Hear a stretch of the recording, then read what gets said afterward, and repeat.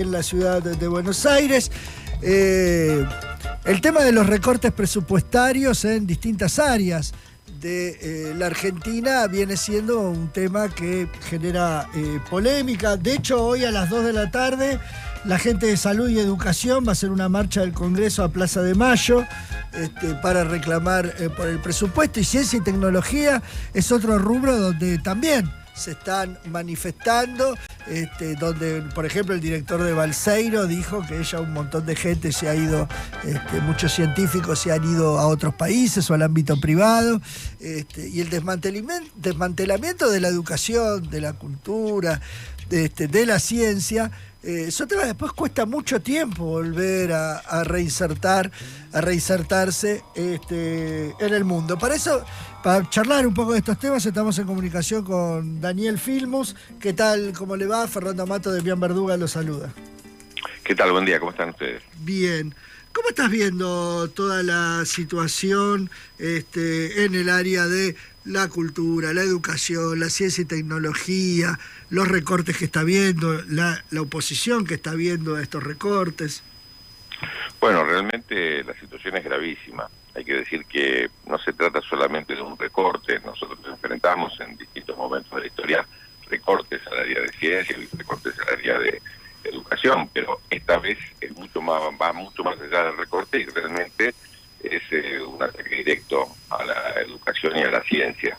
Cuando vos mirás, no solo que no existe en este momento un Ministerio de Educación, ni existe un Ministerio de Ciencia, sí, que han sido jerarquizados, pero cuando vos mirás al interior, lo que ha ocurrido, por ejemplo, en el campo de la educación, es de una gravedad inusitada. Vos tenés que el Fondo Nacional de Incentivo Docente, que es el 10% de todos los salarios del país, que es lo que la Nación había distribuido a partir de la transferencia de los servicios educativos en los 90, que fue sin recursos, y las provincias lograron eso, ha sido totalmente desmantelado. Cuando vos ves que el presupuesto de las universidades ha caído un 30%, y cuando ves en el caso de la ciencia, donde el presupuesto de la Secretaría de Ciencia ha caído, para que vos tengas una idea, el 95% respecto al año pasado, y se paralizaron todas las compras de equipos y todas las obras que se estaban haciendo de laboratorios,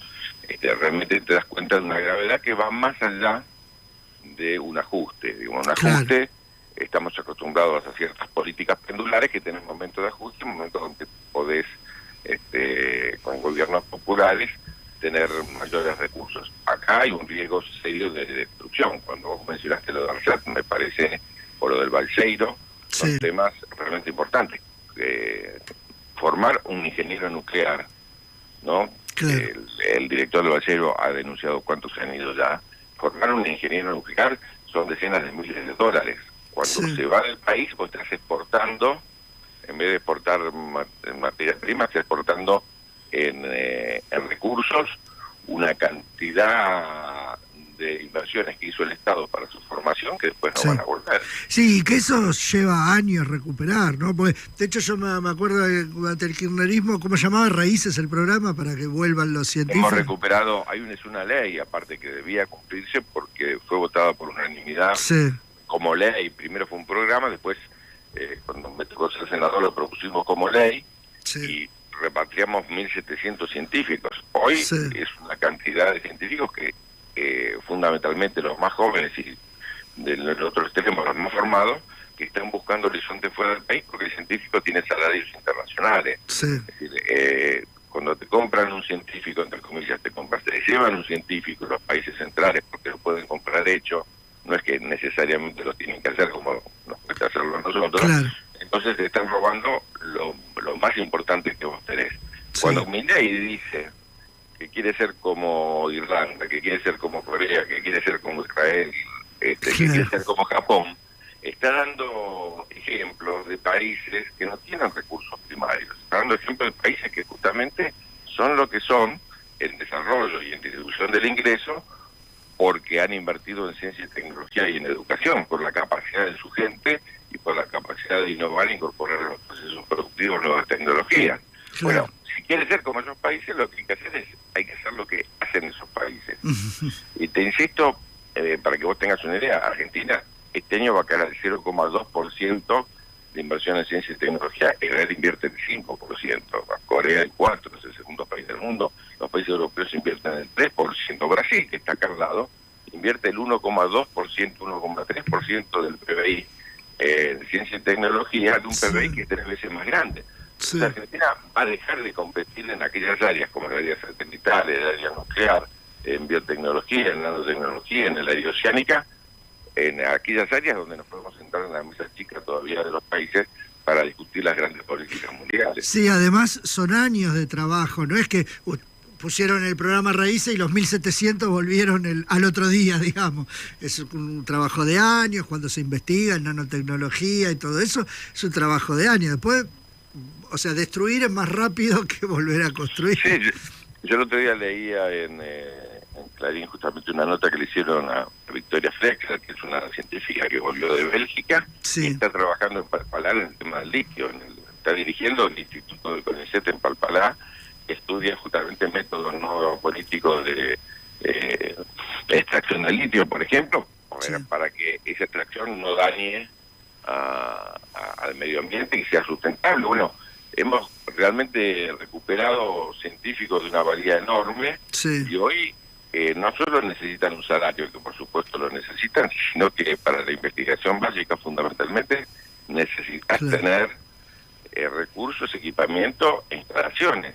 Vos Claro. pensás que Argentina es el país del hemisferio sur que tiene más premios Nobel en ciencia. Sí. Pero el último, Milstein, se acaba de cumplir la semana pasada 40 años. Claro. Es decir, cada vez cuesta más competir con los países centrales si vos no pones recursos muy fuertes que te permitan investigar en aquellos conocimientos de punta que hoy, no solo porque el saber a nivel mundial necesita avanzar, sino porque hay ciertos temas, el dengue, por ejemplo, o el Chagas, temas que son propios nuestros, que si no los investigamos nosotros no los investiga nadie. Sí, además después como esa doble vara, ¿no? Que alumnos de la UBA reciben un premio por una investigación y todos aplaudimos, nos ponemos orgullosos, o cuando hay campaña electoral los políticos todos diciendo no, porque la educación es la base del país y de la que no digo que no sea cierto, pero digo que después hay que sostenerlo cuando se llega al gobierno, ¿no? Sí, lo más peligroso en ese punto que vos señalás es que en el presupuesto 2025 Sí. Hay un artículo especial para suspender la ley de financiamiento de la educación, la ley de financiamiento de la enseñanza técnica y la ley de financiamiento de la ciencia. Nunca ha habido que se mande un proyecto de presupuesto donde suspende leyes que el Congreso por unanimidad votó anteriormente. Claro. Y sería imprescindible cumplir. Claro. Es imprescindible. Si no, realmente el deterioro en la educación y el deterioro en las universidades y en la ciencia va a ser de un nivel tal que después va a costar muchísimo recuperar. Filmus, ¿cómo le va? Demián Verduga, ¿cómo está? Buen día, ¿qué tal? Te quería preguntar, una pregunta medio retrospectiva, pero si usted cree que habría alguna forma, digámoslo así, institucional para blindar un poco estas cosas frente a cambios de gobierno, que es lo que siempre cuesta, ¿no? Que las cosas tengan más continuidad, o si hubo algo que se podría haber hecho para blindar un poco más tanto a la ciencia como a las universidades, pero particularmente el tema de la ciencia, o si esto es inevitable, si viene un gobierno como este, no hay manera de cuidar lo que se había hecho. No, es muy buena la pregunta. Se blindó todo. Hiciste leyes. Cuando te hablo de la ley de financiamiento de la ciencia, que se votó hace 2 años, por unanimidad, donde se dice que del 0,22, que 0,22 te estoy hablando, no te estoy hablando de grandes presupuestos donde si haces un ajuste, salvás otro área, es decir, la nada, 0,22 se invertía, se llegó al 0,30 y pico, y lo que permite esa ley es llegar al 1% para el 2032. Entonces es una ley para que todos los años un poquito Argentina llegue al nivel que la UNESCO dice que es el nivel que sería aceptable para países como el nuestro, que es el 1% del PBI. Más que una ley no puedes hacer, no existe algo superior. Cuando te hablo de la ley de educación del 6%, que se llegó en el 2015, es una ley que hicimos en el año 2006, también casi por unanimidad. Y en el caso de ciencia, la última ley que votó el Congreso anterior, la última ley en diciembre del año pasado, en noviembre del año pasado, perdón, fue la ley del Plan 2030. Se hizo un plan de ciencia y tecnología para los próximos 10 años. Entonces, la democracia funciona con leyes, no hay una forma de blindar que no sea a través de una ley. Los gobiernos debían aceptar las políticas de Estado y cumplir con las normas, y en última instancia, si hay alguna dificultad un año, plantearlo como una excepción, pero no como en este caso, que lo que hace es suspender leyes que el Congreso votó. Así que sí, se pensó en nada en educación ni nada en ciencia y tecnología en mediano y largo plazo, y se pensó cuando se hizo estas leyes justamente en el largo plazo para tener los recursos que se necesitan, no de un día para el otro, sino escalonadamente. Bueno, veremos. Es una ruptura total, ¿no? Veremos cuando se discuta el presupuesto 2025, ¿no? ¿Qué decisión toman algunos que se llenan la boca hablando de educación y de ciencia y técnica, ¿no? A la hora de votar el presupuesto, de quitarle presupuesto a las distintas ramas, ¿no? Sí, vos fíjate que a diferencia del veto, que hacía falta el 2/3, sí, el presupuesto se vota con mayoría simple. Claro. Entonces, si efectivamente hay un Congreso donde la mayoría representa los intereses populares, sí, de quienes lo votaron, sí, se supone que tanto en el área de educación como de ciencia, como algunas más, jubilados por ejemplo, el Congreso Nacional tiene las atribuciones para con mayoría simple hacer cumplir con estas leyes de las cuales te hablaba y tener un presupuesto acorde a las necesidades de cada una de las provincias y de la nación. Claro. Para terminar, te tiro un datito de color. Acá nuestro operador nos dice que su primer voto fue a Daniel Filmus. No se equivocó. Pues. La primera vez que votó a Daniel Filmus. A ver, espera, ¿está arrepentido o no? No, dice que no, que está bien. Dice que no. Bueno, si no, hubiera sido responsable de parte de lo que está pasando, así que está bien. Daniel Estoy Filmus. convencido y seguir trabajando en la misma dirección, sea quien fueran los candidatos, pero en dirección a construir también una ciudad que merezca ser vivida, ¿no? Daniel, sí, espera que te van a decir algo. Que ya que entramos en temas electorales y de competencia, quería preguntarte cómo ves la discusión hacia adentro del Partido Justicialista.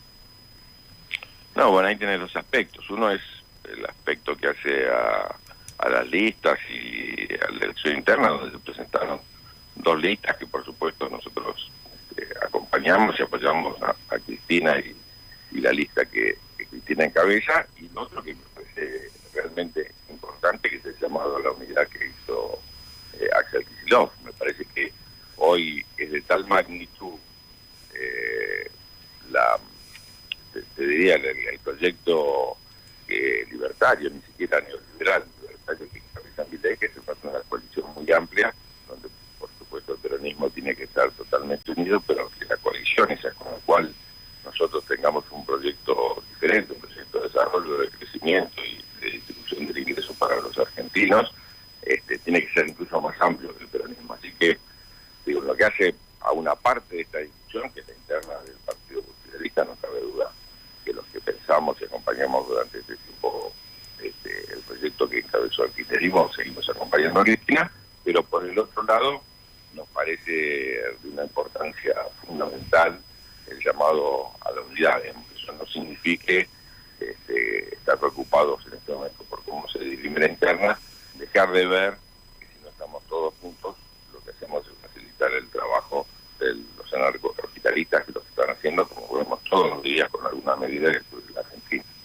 Cuando habla de sectores más amplios, porque la figura de Javier Milei provocó como un reacomodamiento en todos los sectores políticos, ¿puede incluir un Lustó, por ejemplo? No voy a ser nombres y apellidos. Después, quiénes se pueden incluir depende del programa que presenten. Entonces, okay, me parece que el primer tema hacia adelante es que Argentina proponemos, que ya no es la Argentina del 2003, porque pasaron 20 años, cuáles son las transformaciones profundas que, tomando la base de los mismos principios que en aquel momento significaron transformaciones profundísimas, y sacar al país de una crisis que parecía terminal, con el que se vayan todos, y la hiperinflación, bueno, las situaciones que vivimos después de la convertibilidad, la hiperdesocupación, ocupación, bueno, todas esas situaciones, hoy en día hay que estar a la altura de esos desafíos y ver cuáles son hoy las transformaciones que Argentina necesita, para crecer, generando trabajo para todos, que eso tiene que ver, no es fácil, el delinear un proyecto de una Argentina industrial con, creo, buenas condiciones internacionales para exportar un conjunto de bienes que tiene incluso no tradicionales, y al mismo tiempo de crecer generando trabajo, distribuir los beneficios de ese crecimiento entre todos. Eso está pendiente. Me parece que lo que hay que hacer es ese programa y después discutir quiénes son los que tienen el programa. No hay que hacer al revés un acuerdo de cúpulas y después ver cómo nos pasó más de una vez, bueno, a ver qué hacemos entre nosotros. No, me parece que lo primero que hay que trabajar es para tener un gobierno coherente y que plantee las transformaciones necesarias, colocar en el norte el programa. Sí, igual uno obviamente coincide con lo que estás planteando, después terminan media hora antes del cierre del lista tratando de ver, ¿no?, cómo se terminan de conformar. Es lo que suele pasar, la verdad. Sí, Einstein tenía una frase que era de cabecera para él, que decía que el primer síntoma de locura es repetir muchas veces una acción y esperar que dé resultados distintos, ¿no? Sí. Hicimos muchas veces algo y nos fue mal, bueno, quizás es la hora de cambiarlo, ¿no? Daniel Filmus, investigador del CONICET, es ministro de Educación y exministro de Ciencia y Tecnología. Te agradecemos mucho este contacto con Pasos Perdidos. Muy buen día, un abrazo. Abrazo. Busca en tu radio, en el 100.